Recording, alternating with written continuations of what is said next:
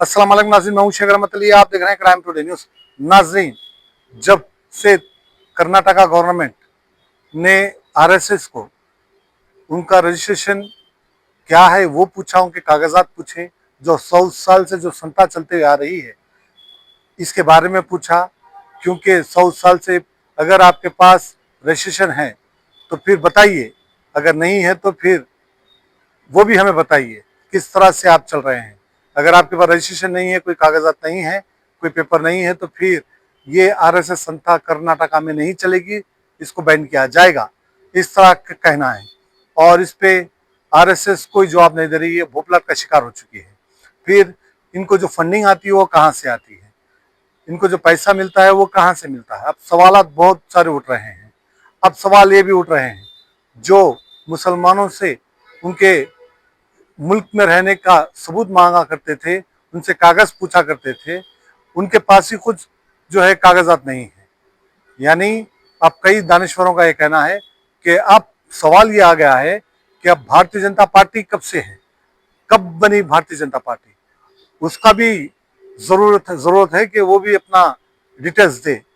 जब मुसलमानों से पूछा जा रहा है कि आप मुल्क में कब से रह रहे हैं, वो हमें सबूत चाहिए, वरना आपको मुल्क से हटाया जाएगा। ये बहुत सालों से मसले चल रहे हैं। लेकिन एक कम्युनिटी को टारगेट बनाने के से मुख्तलिफ कानून बनाए जा रहे हैं। ये कानून सिर्फ और सिर्फ मुसलमानों को डैमेज करने के लिए इस तरह कानून बनाए जा रहे हैं। लेकिन कर्नाटका कांग्रेस हुकूमत ने जो हिम्मत दिखाई है, जो सवाल किया है आरएसएस से, अब इससे कहीं ना कहीं बैकफुट पर आरएसएस और भारतीय जनता पार्टी आ चुकी है। वो हिम्मत तेलंगाना में क्यों नहीं है, वो हिम्मत तेलंगाना हुकूमत क्यों नहीं करती है, अब इस पे भी सवाल उठ रहे हैं। बहरहाल, कल तक जो मुसलमानों से कागजात पूछा करते थे, आज उनके पास ही कुछ कागज नहीं है। तो ये एक सच्चाई है। इस तरह से हमारे जो मुस्लिम लीडर्स हैं, जो हमारे मुस्लिम कायदीन हैं, वो खामोशी अख्तियार किए हुए हैं। वो भी कभी भी ना पार्लियामेंट में आवाज़ उठाते हैं, ना असम्बली में आवाज़ उठाते हैं, ना ही तो इस तरह के एहतजाजों में हिस्सा लेते हैं, न ही तो किसी किस्म के एहतजाज वो करते हैं।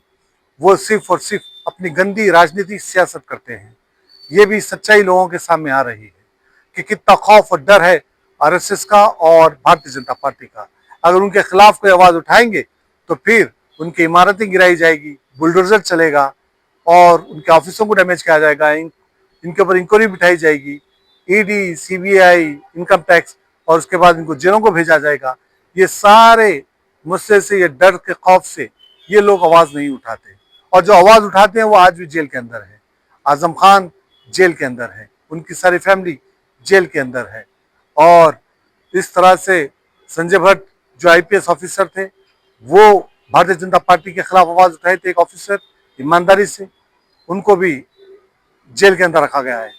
ऐसे कई नेता हैं, उमर खालिद आज भी जेल के अंदर है। इस तरह से सवाल करने वालों के खिलाफ कार्रवाई की जा रही है। तो इसके खिलाफ एहतजाज करने की बजाय, इसके खिलाफ भारतीय जनता पार्टी और आरएसएस को घेरने की बजाय अब उनकी चापलूसी करने पे आमादा है। अब एक सच्चाई है, हमारा मुल्क किस तरफ जा रहा है। वहीं पर कर्नाटका के मिनिस्टर ने यह सवाल उठाया कि पहले आप अपना कागजात बताइए। ये भी पूछना बहुत बड़ी हिम्मत की बात है। और इस तरह से कांग्रेस ही, अब हमको समझ में आ गया है कि कांग्रेस ही एक ऐसी जमात, एक ऐसी पार्टी है जो भारतीय जनता पार्टी से फाइट कर सकती है। दूसरे पार्टियां कोई कुछ नहीं कर सकते। सिर्फ ये 10-12 सालों में हिंदू बना मुसलमान का सियासत की गई, गंदी राजनीति की गई, और इस पर सिर्फ और सिर्फ वोट को तकसीम किया गया, वोट से अपना जो है उल्लू सीधा किया गया। कोई ना हिंदू का डेवलपमेंट हुआ, ना ही तो मुसलमान का डेवलपमेंट हुआ, ना ही तो उनको कोई तरक्यात के काम मिले हैं, ना इनकी कोई तरक्यात हुई है। सिर्फ और सिर्फ गंदी राजनीति चली है। इस राजनीति को बदलने की जरूरत है। जब तक आप नहीं जागेंगे तब तक कुछ नहीं होगा। इसीलिए जरूरत है कि हमें समझने की, ये हिंदू मुसलमान के लफड़े में नहीं पड़ना है, इस मसले में हमें नहीं जाना है। हमें तरक्की कौन देता है, हमारे इलाके को, हमारे स्टेट को तरक्की कौन दिलवाता है, इस तरह के लोगों को देख करके आप वोट डालना है, ये याद रखने की जरूरत है। जब तक आप हिंदू और मुसलमान के चक्कर में रहेंगे तब तक कोई तरक्की नहीं होगी, क्योंकि ये सारे के सारे लोग को हिंदू, मुसलमान या इनकी तरक्की से कोई लेना देना नहीं है। इनको सिर्फ पैसा और अपनी सीट से मतलब है। यही वजह है कि ये लोग